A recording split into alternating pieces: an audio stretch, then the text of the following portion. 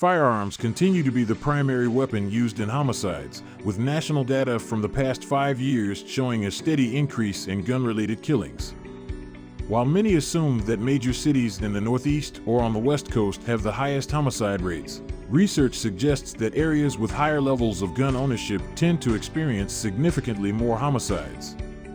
According to the Centers for Disease Control and Prevention, CDC, the southern states had the highest homicide rates in 2020. Hi, I'm John. Let's now turn to the psychology of homicide.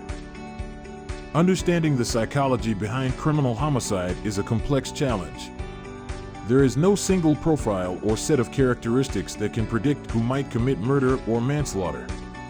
Instead, homicide is often situation-specific, influenced by a range of factors such as access to a weapon, alcohol consumption, provocation, circumstances, motivation, and the mental and emotional state of the offender at the time.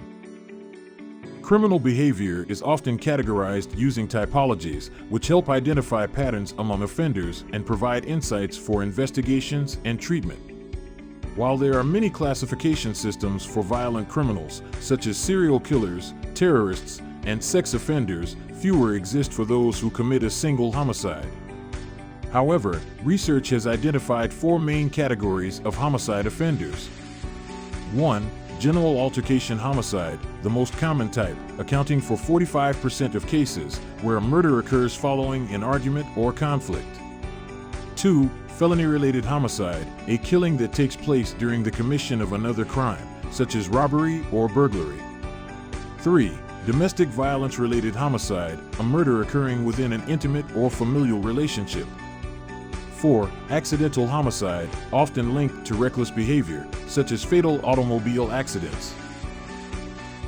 Many homicides stem from reactive impulsive aggression, also known as hostile aggression. These crimes are fueled by anger in response to perceived insults, threats, physical attacks, or even personal failures. The offender's goal is often to make the victim suffer. This type of violence is described as hot-blooded, emotionally charged, and occurring quickly in response to a perceived provocation. A major factor in these crimes is hostile attribution bias, the tendency to assume others have malicious intent even when they do not. When combined with poor self-regulation, the ability to control emotions and behavior, this can lead to violent outbursts. Impulsivity plays a significant role in violent behavior, as many offenders struggle to manage their reactions and resort to aggression as a quick solution to perceived threats.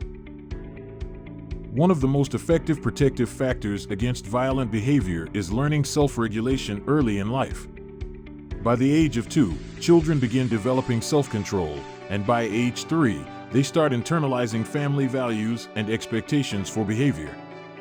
Research suggests that children who struggle with self-regulation early on, particularly boys, who tend to develop these skills later than girls, are more likely to display aggressive tendencies later in life.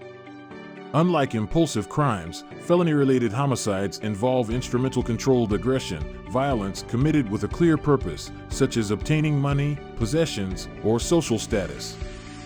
This premeditated, calculated violence is sometimes called proactive aggression, as it is deliberate rather than emotionally driven.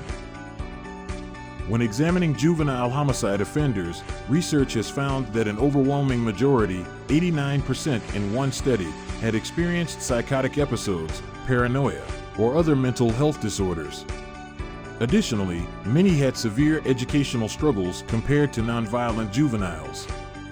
Another key risk factor for juvenile homicide is a lack of parental supervision, which can lead to behavioral problems and criminal activity.